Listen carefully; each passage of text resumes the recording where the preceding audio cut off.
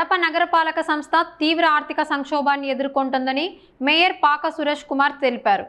ప్రభుత్వం నుంచి రావాల్సిన నిధులు విడుదల కాకపోవడంతో మౌలిక సదుపాయాల కల్పనతో ఇబ్బందులు ఎదురవుతున్నాయని చెప్పారు. రిజిస్ట్రేషన్ శాఖ నుంచి రావాల్సిన 54 కోట్లు, అమృత్ పథకం కింద 17 కోట్లు ఇంకా విడుదల కాలేదన్నారు. ఈ సమస్యలపై ముఖ్యమంత్రి మరియు మంత్రులకు లేఖలు రాసినట్లు మేయర్ వెల్లడించారు.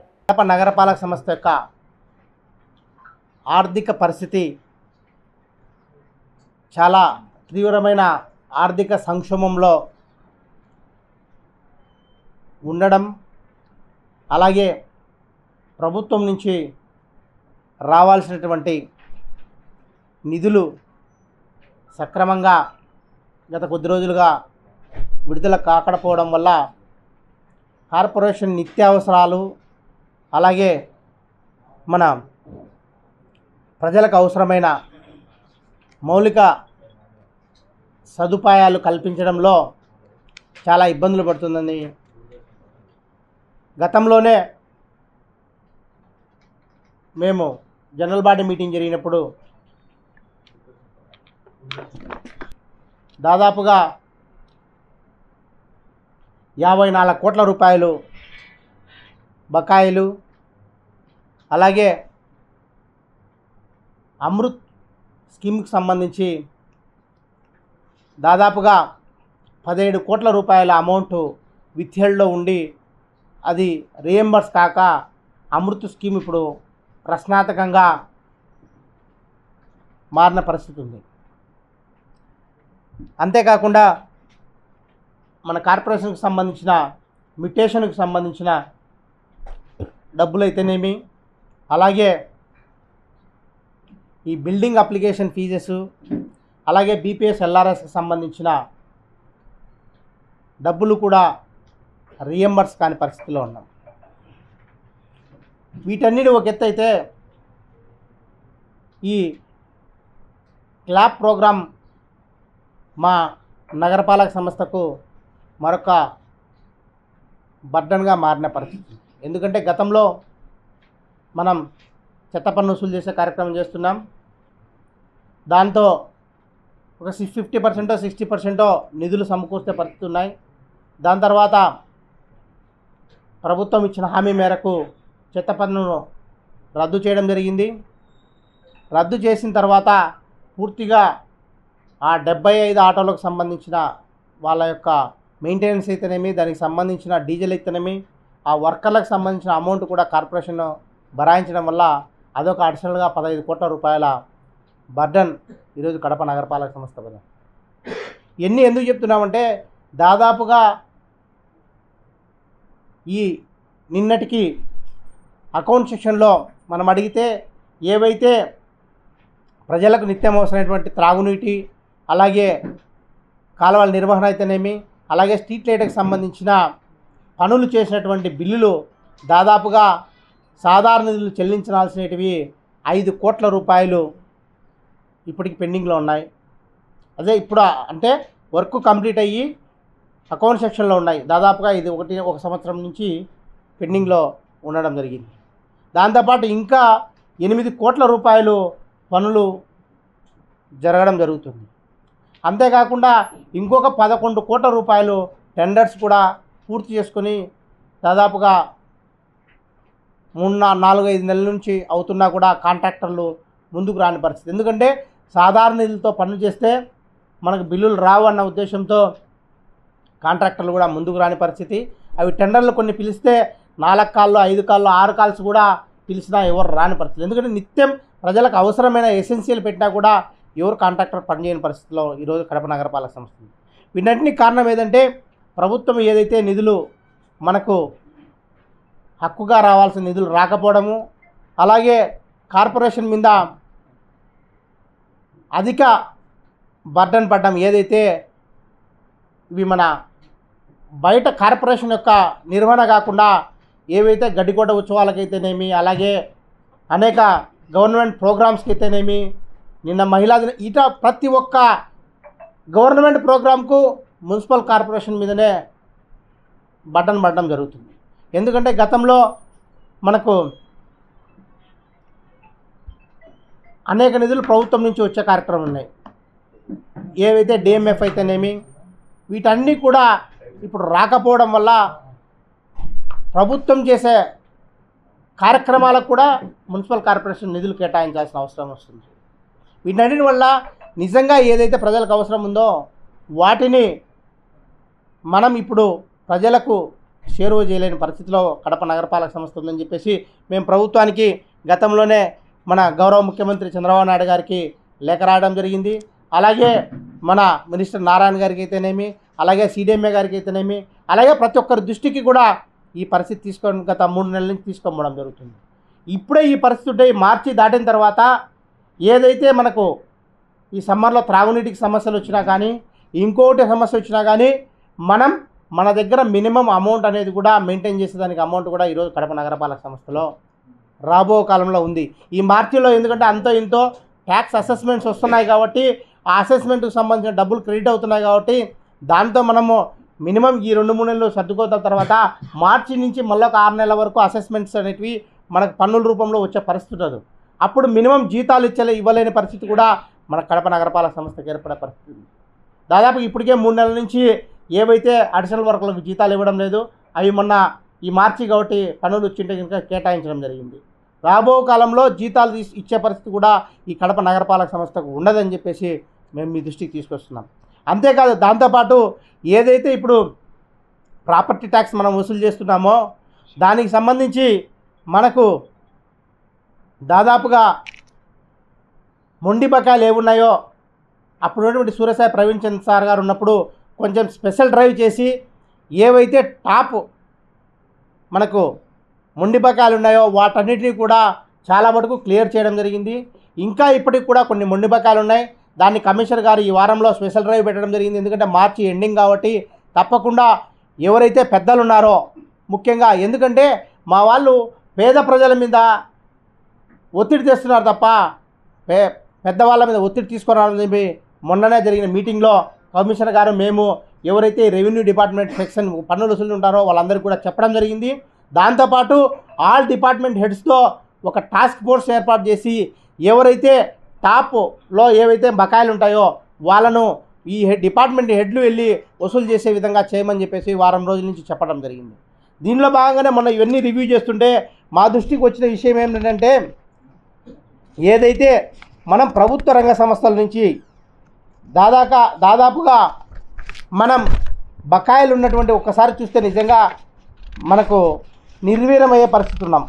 ఎందుకంటే దాదాపుగా 76,96,96,00,000 రూపాయలు మన ఏదైతే ప్రభుత్వ రంగ సంస్థల నుంచి మన మున్సిపల్ కార్పొరేషన్కు రావాల్సిన బకాయిలు పెండింగ్లో ఉన్నాయి. గతంలో దాదాపు ఇంకా ఎక్కువ ఉంటే అప్పుడున్నటువంటి కమిషనర్ గారు గవర్నమెంట్తో మాట్లాడి కొన్ని డిపార్ట్మెంట్స్ ఏవైతే సెంట్రల్ గవర్నమెంట్ డిపార్ట్మెంట్స్ ఉంటాయో వాటితో అలాగే ఏవైతే ఇన్కమ్ సోర్స్ ఎక్కువ ఉంటాయో ఆ డిపార్ట్మెంట్తో మాట్లాడి దాదాపుగా 9-10 కోట్లు అప్పుడు ఆయన రాబట్టడం జరిగింది. దాని తర్వాత ఇవన్నీ కూడా మొండి బకాయిల మాదిరి పెరిగి మనకు ఊరికే అసెస్మెంట్ రూపంలో చూపిస్తున్నాం తప్ప ఇవి మనకు కలెక్షన్ అయ్యే రూపంలో ఉన్నది. ఉదాహరణకు మనకు రిమ్స్కి సంబంధించి దాదాపుగా 26 కోట్ల రూపాయలు మనకు బకాయి ఉండే పరిస్థితి ఉంది. పోలీస్ డిపార్ట్మెంట్ వచ్చేసి 8 కోట్ల రూపాయలు దాదాపుగా పెండింగ్లో ఉంది. అలాగే R&B డిపార్ట్మెంటు 3,50,00,000 రూపాయలు పెండింగ్లో ఉంది. Irrigation department 3,50,00,000. అలాగే కలెక్టర్ ఆఫీసు 3,43,00,000. జిల్లా పరిషత్ సంబంధించి 2,56,00,000. ఫారెస్ట్ డిపార్ట్మెంట్ నుంచి 1,71,00,000. రెవెన్యూ డిపార్ట్మెంట్ నుంచి 1,44,00,000. పాలిటెక్నిక్ కాలేజ్ సంబంధించి 1,43,00,000. గురుకుల పాఠశాల నుంచి 1,29,00,000. జ్యుడిషియల్ డిపార్ట్మెంట్ నుంచి 1,11,00,000. ఏపీఐఏఎస్ నుంచి 1,00,00,000 రూపాయలు. గ్రంథాలయం నుంచి 1,00,00,000 రూపాయలు. తెలుగు గంగా ప్రాజెక్ట్ నుంచి 99,00,000 రూపాయలు. కేంద్రీయ విద్యాలయ సతం నుంచి 78,00,000 రూపాయలు. అలాగే సోషల్ వెల్ఫేర్ డిపార్ట్మెంట్ నుంచి 69,00,000 రూపాయలు. ఇండస్ట్రియల్ డిపార్ట్మెంట్ నుంచి 65,00,000 రూపాయలు. మెడికల్ డిపార్ట్మెంట్ నుంచి 62,00,000. ఎస్సీ కార్పొరేషన్ నుంచి 61,00,000 రూపాయలు. అలాగే మన డాక్టర్ వైఎస్ఆర్ స్పోర్ట్స్ స్కూల్ నుంచి 46,00,000 రూపాయలు. ముఖ్యంగా ఏపీఎస్ పీడీసీఎల్ నుంచి 41,00,000 రూపాయలు. డిస్ట్రిక్ట్ రిజిస్టర్ ఆఫీస్ నుంచి 39 లక్షల రూపాయలు, ఐసిడిఎస్ నుంచి 38 లక్షలు, ఇలాగా ప్రతి ఒక్క డిపార్ట్మెంట్ ఏడి మార్కెట్ నుంచి 30 లక్షల రూపాయలు, శిల్పారామం నుంచి 28 లక్షల రూపాయలు, ఎస్టీ కార్పొరేషన్ నుంచి 20 లక్షల రూపాయలు, ఇట్లా దాదాపుగా ప్రతి డిపార్ట్మెంట్ నుంచి మనకు రావాల్సిన బకాయిలు మొత్తంగా చూస్తే, దాంతోపాటు ఏదైతే పాత బస్టాండ్కి సంబంధించి మనం ఆర్టీసీ వాళ్ళకు రెంట్కి ఇవ్వడం జరిగింది. ఆ రెంట్ దాదాపుగా 3,23,00,000 రూపాయలు ఇప్పటికీ మనకు బకాయిలు ఉన్నాయి. ఏవి వాటికి రూమ్స్ కాకుండా మనం ఆ ప్రాపర్టీ మున్సిపల్ కార్పొరేషన్కి సంబంధించింది కాబట్టి దానికి సంబంధించి ఓల్డ్ బస్ స్టాండ్ నడుపుకోవడానికి ఏపీఎస్ఆర్టీసీ మనం లీజ్ బేసిస్తో గతంలో ఎప్పుడో ఇవ్వడం జరిగింది. దానికి సంబంధించి గతంలో వాళ్ళు కొంత పేమెంట్ పెట్టడం జరిగింది. దాదాపుగా ఈ మధ్యకాలం నుంచి 3,23,00,000 రూపాయలు పెండింగ్లో ఉంది. అలాగే ఏపీఎస్డిసిఎల్ వాళ్ళది 4,05,00,000 రూపాయలు పెండింగ్లో. వీటన్నింటి కలుపుకుంటే 76,96,96,00,000 రూపాయలు మన ప్రభుత్వ రంగ సంస్థ నుంచి మా కార్పొరేషన్కి రావాల్సిన నిధులు. గతంలో ఏదైతే ఉందని చెప్పానో స్టాంపు డ్యూటీ వీటికి సంబంధించి అది 94 కోట్లు, ఇదొక 74 కోట్ల రూపాయలు మనకు కార్పొరేషన్కు రావాల్సిన నిధులు రాకపోవడం వల్లనే ఈ దుస్థితి ఏర్పడింది. వీటన్నింటినీ కూడా కూలంకషంగా ప్రభుత్వం దృష్టికి, అలాగే ముఖ్యమంత్రి గారి దృష్టికి, అలాగే సిడిఎంఏ గారి దృష్టికి కూడా ఉత్తరాలు రాయడం జరుగుతుంది. తప్పకుండా ఈ నిధుల్లో మనం ఏదైతే మనం వసూలు చేసుకుంటేనే రాబో కాలంలో నగరపాలక సంస్థకు మనం ప్రజలకు మినిమం మౌలిక సదుపాయాలు కల్పించే వారం అవుతామని చెప్పేసి కూడా మీ ద్వారా అందరికీ తెలియజేస్తున్నాం. కాబట్టి ఇప్పటికైనా ప్రభుత్వము ఇమ్మీడియట్లీగా ఫేస్డ్ మ్యాటర్లో సరే వీటన్నిటికీ కూడా బకాయిలు చెల్లించే కార్యక్రమం చెల్లించాలని చెప్పేసి మీ ద్వారా మేము రిక్వెస్ట్ చేసుకుంటున్నాం. అదే కాదు, మనం గమనించాల్సింది అంటే ఇప్పుడు ఏపీడీసీ వాళ్ళు 4 కోట్ల రూపాయలు మనకు బాకీ ఉన్నా కూడా కడప నగరపాలక సంస్థ దాదాపుగా ప్రతి నెల 1,35,00,000 రూపాయల కరెంటు బిల్లు చెల్లిస్తున్నాం. మాకు 28 రోజుల లోపల చెల్లించకుంటే, నేను ఈ మధ్య కాలంలో కొంచెం గమనిస్తే సర్ఛార్జ్ అంటే ఇన్ టైంలో మేము డబ్బులు కట్టకపోవడం వల్ల ఈ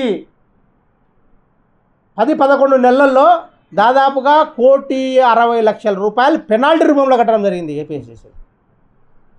అంటే మా దగ్గర ఫండ్స్ అవైలబుల్లో లేవు కాబట్టి వాళ్ళకి నెలకు బిల్లు చెల్లించాలి. బిల్లు చెల్లించినప్పుడు సర్ఛార్జీ దాదాపుగా 2.3% 3.21% వాళ్ళు అపరాధ రుసుమేసి కడుతున్నారు. అట్టాడిది ఆ డబ్బులు సర్ఛార్జీ కట్టిందే దాదాపుగా 2 కోట్ల రూపాయలు. అంటే ఇంత బర్డన్ కడప నగరపాలక సంస్థ, ఇంతమంది ప్రజలను మెయింటైన్ చేసిన నగరపాలక సంస్థను మనం కాపాడుకోవాల్సిన పరిస్థితి మా అందరి మీద ఉంది, ముఖ్యంగా ప్రభుత్వం మీద ఉంది. ఎందుకంటే మన గతంలో చెప్పినట్టే మనకు ఈ కడప నగరపాలక సంస్థకు పొటెన్షియాలిటీ తక్కువ, అంటే వచ్చే ఇన్కమ్ తక్కువ, ఖర్చులు ఎక్కువ ఉన్నాయి, ఇన్కమ్ తక్కువ ఉన్నాయి. బేసిక్గా ఎందుకంటే మనము ఈ త్రాగునీటికి సంబంధించి దాదాపుగా డబుల్ పంపింగ్ సిస్టమ్ పెట్టడం వల్ల మిగిలిన అన్ని కార్పొరేషన్లో సింగిల్ పంపింగ్ సిస్టంతో వాటర్ మనకు చేరువవుతాయి. కానీ మన నగరపాలక సంస్థలో మనకున్న సోర్స్ లింగంపల్లి నుంచి లోయర్ ట్యాంక్ బండ్కు బండి కనుమకు, లోయర్ బండి కనుమ నుంచి అప్పర్ బండి కనుమకు అంటే 2 సార్లు లిఫ్ట్ చేయాల్సిన అవసరం ఉంది. దీంతోనే మన కరెంటు బిల్లు, ఈ వాటర్ మెయింటెనెన్స్ ఛార్జెస్ ఎక్కువ వస్తున్నాయి అని చెప్పి గతంలో కూడా గుర్తించడం జరిగింది. కాబట్టి మేము ప్రభుత్వాన్ని ఒకటే నివేదిస్తున్నాం, ఇమీడియట్లీగా ఏవైతే మన హక్కుగా రావాల్సినటువంటి స్టాంపు డ్యూటీ, అలాగే మ్యూటేషన్ ఫీజులు, బీపీఎస్ ఎల్ఆర్ఎస్కి సంబంధించిన డబ్బులు, అలాగే మన బిల్డింగ్ అప్లికేషన్కి సంబంధించిన ఆ డబ్బులు కూడా ఇమీడియట్లీగా విడుదల చేయాలి. దాంతోపాటు ఏవైతే ఇన్ని రోజుల నుంచి కూడా బకాయిలు ఉన్నాయో ఈ ప్రభుత్వ రంగ సంస్థల నుంచి మాకు రావాల్సిన పన్నులు, అలాగే వెకెంట్ లాస్ట్లు కూడా ఇమ్మీడియట్గా ఫేస్డ్ మ్యాటర్లో కనీసం మొత్తం లేకుండా కానీ దాన్ని విడతల వారీగా మా మున్సిపల్ కార్పొరేషన్కు రియంబర్స్ చేస్తేనే మన మున్సిపల్ కార్పొరేషన్ ముందుకు పోసాగుతుందని చెప్పేసి ప్రభుత్వానికి విజ్ఞప్తి చేసుకుంటున్నాం. ఇవి దాదాపుగా ప్రభుత్వ రంగ సంస్థల నుంచి అయితే కనుక కొన్ని సంస్థల నుంచి 10 ఏళ్ళ నుంచి 12 ఏళ్ళ నుంచి పెండింగ్ ఉన్నాయి, కొన్ని 20 ఏళ్ళ నుంచి పెండింగ్ ఉన్నాయి, కొన్ని ఈ 3-4 సంవత్సరాలకు నేను మన రివ్యూ పెట్టినప్పుడు ఏమి ఇవ్వలేదంట. ఇప్పుడు ప్రభుత్వానికి ఒక ఉత్తరం లెటర్ రాసినారంట. +1 వాళ్ళ డిపార్ట్మెంట్లకు కూడా అందరికీ నోటీసులు కూడా సర్వ్ చేస్తున్నామని చెప్పడం జరిగింది. నేను మొన్న ఇవన్నీ కూడా నాకు 3 రోజుల ముందు ఈ టాస్క్ ఫోర్స్ ఏర్పాటు చేసి ఎవరైతే బకాయిలు ఉన్నాయో ఆ లిస్టు తీసుకుంటే అప్పుడు బయటపడిన ఇష్యూస్. రేపే ఇమ్మీడియట్గా మాట్లాడి, ఎందుకంటే స్టాండింగ్ కౌన్సిల్లో కోర్టు కేసులో ఉందని దాదాపు నిలబెట్టడం అయితే వాస్తవమే. దాంతోపాటు ఈ కోర్టు కేసులకు సంబంధించి దాదాపు 1 కోటి రూపాయలు, లక్షల రూపాయలు మనం ఫీజులు పెడుతున్నాం తప్ప స్టాండింగ్ కౌన్సిల్ నుంచి సరైన అవుట్పుట్ అనేది రాలేదని చెప్పేసి మా దృష్టికి వచ్చింది. కమిషనర్ గారికి చెప్పి మీరు చెప్పిన ఏదైతే చట్టంలో ఉందో ఆ చట్ట ప్రకారము వాళ్ళకు నోటీస్ ఇచ్చి ముందు మనకు రియంబర్స్ అంటే కోర్టులో తెగినాపొద్దు, ఎవరికి తెగితే వాళ్ళ దగ్గర నుంచి వసూలు చేసి వీళ్ళకి రియంబర్స్మెంట్ చేసే జరుగుతుందనే పద్ధతిలో చేయొచ్చేమో. చట్టం ఏం చెప్తుందో దాని ప్రకారం పిలిపించి స్టాండింగ్ కౌన్సిల్తో కూడా మాట్లాడి మొండి బకాయిలు ఏమన్నా వాటిని కూడా రాబట్టే కార్యక్రమం చేస్తున్నారు. కానీ పెద్దల దగ్గరికి మనం ఎన్నిసార్లు మనం వాళ్ళకి నోటీస్ ఇచ్చినా ఇంకోటి ఇచ్చినా కానీ స్పందన రావడంలా. దానికోసమే టాస్క్ ఫోర్స్ వేయడం జరిగింది. ఆ టాస్క్ ఫోర్స్ 3 రోజుల నుంచి కూడా ఎవరైతే మొండి బకాయిలు ఉన్నా వాళ్ళందరికీ కూడా వెళ్ళడం జరుగుతుంది. వాళ్ళన్నీ కూడా వసూలు చేసే కార్యక్రమం ఈ మార్చి ఎండింగ్ కల్లా పూర్తి చేయాలని చెప్పి కూడా చెప్పడం జరిగింది. ఇది ఏమైందంటే మీరు చెప్పింది 100% వాస్తవం. ఎందుకంటే దాంట్లో నేను కూడా ఒక బాధితున్నే. అప్పుడున్నటువంటి జిఎస్ఐ సర్వే ద్వారా ఏదైతే ప్రజలకు వాళ్ళు ఇంప్రూవ్మెంట్ వేసుకున్న తర్వాత వాళ్ళకి ఫస్ట్ నోటీస్ ఇవ్వాలి. ఆ నోటీస్ ఇచ్చిన తర్వాత దానికి అతను రిప్లై ఇచ్చుకుంటాడు అనమాట. రిప్లై ఇచ్చుకుని అతని దగ్గర ఉన్న డాక్యుమెంట్ సబ్మిట్ చేసే కార్యక్రమం చేస్తే ఎవరు ప్లాన్ అప్రూవల్ తీసుకున్నారు, ఎవరు ప్లాన్ తీసుకోవాలనే ఉద్దేశంతో జరిగే కార్యక్రమం జరుగుతుంది. కానీ అప్పుడు జిఎస్ఐ సర్వే అయిన తర్వాత ఒక్కసారిగా ఎవరికి నోటీసు లేకుండా పన్ను డిమాండ్ చేసి దాదాపుగా 5 సంవత్సరాలు ఆపేసి 3,000, 4,000 వచ్చేవారికి 20,000, 30,000, 50,000, ₹1,00,000 వచ్చి వాళ్ళకు ఇచ్చే కార్యక్రమం జరిగింది. దాంట్లో కొంతమంది భయపడి కట్టినారు, కొంతమంది ఆర్పీలు పెట్టడం జరిగింది. ఆర్పీ పెట్టినప్పుడు ఏదైతే వాడు ఇండ్లు ప్లాన్ తీసుకోకుండా ఎప్పుడో 90లోనో 95లోనో ఇండ్లు కట్టుకొని ఉంటాడు, దానిపైన ఒక చిన్న పోర్షన్ కట్టుకున్నా కానీ దాని మొత్తానికి కూడా పన్ను వేసాం. వీళ్ళు పెనాల్టీ సహా పన్ను వేయడం జరిగింది. దానికి కూడా మేము ఒకటే చెప్పాం, ఎవరైతే ప్రజలు ఉన్నారో అటువంటివన్నీ నేనున్నప్పుడు ఈ 3 నెలల్లో దాదాపుగా 78 ఆర్పీ పిటిషన్లు నాకే వచ్చినాయి. వాటన్ని కూడా దాదాపు 40-30 షార్ట్అవుట్ చేశాం. ప్రజల్లో నిజంగా అవగాహన ఇంకా రావాలి. ప్రతి ఒక్కరూ ప్రశ్నించే తత్వం రావాలి. అనవసరంగా పన్నులు పడినప్పుడు అవసరమైతే కార్పొరేషన్కు మీరు కోర్టుకు అయినా వెళ్ళే పరిస్థితి ఉండాలి. ఎందుకంటే అది చాలా తప్పు. వాళ్ళకు నోటీస్ ప్రాథమికంగా వాళ్ళకి ఇవ్వాల్సిన నోటీస్ ఇవ్వకుండా ఒకేసారి మనము 50,000 వచ్చింది, 60,000 వచ్చింది ఇచ్చే రైట్ కార్పొరేషన్కి లేదు. అది మా అధికారులకు కూడా చెప్పడం జరిగింది, ఎక్కడా జరగలేదని వాళ్ళు అంటున్నారు. కానీ ప్రజల నుంచి అయితే విపరీతమైన ఇది వస్తుంది. దాని మీద దాదాపుగా 12 నుంచి 13 కోట్ల రూపాయలు అసెస్మెంట్లో పెంచడం జరిగింది. వాటిని సహేతుపదంగా పెంచమని చెప్పి అధికారులకు నేను కార్పొరేటర్గా ఉన్నప్పుడు జనరల్ బాడీ మీటింగ్లో కొట్లాడడం జరిగింది. అప్పుడు రిప్రజెంటేషన్ ఇవ్వడం జరిగింది. ఇప్పుడు కూడా దాని మీద నేను మొదటిగా మేయర్ అయినప్పుడు ఎవరైనా అటువంటి ఉంటే నా దృష్టికి తీసుకొని రండి అని అధికారులకి పిలిపించి ఏవైతే వాళ్ళ దగ్గర డాక్యుమెంట్ ఉంటాయో, ప్లాన్ అప్రూవల్ ఉంటే లేకపోతే పాతది ఏదైనా ఉంటే కనుక అవన్నీ తీసుకొచ్చి రెక్టిఫై చేయడం. దాదాపుగా 30-40 అప్లికేషన్ రెక్టిఫై చేశాం. ఇంకా ఎవరైనా ఉన్నా అది మన హక్కు. రివిజన్ పిటిషన్ పెట్టే హక్కు పౌరునిగా మనకుంది. ఏదైతే అనాథరైజ్డ్గా డబ్బులు వేశారో దాని మీద ఫైట్ చేయండి. దానికి ఎప్పుడు కూడా మేమంతా ఎల్లప్పుడూ కూడా మద్దతే ఉంటామని చెప్పి కూడా తెలియజేస్తున్నాం.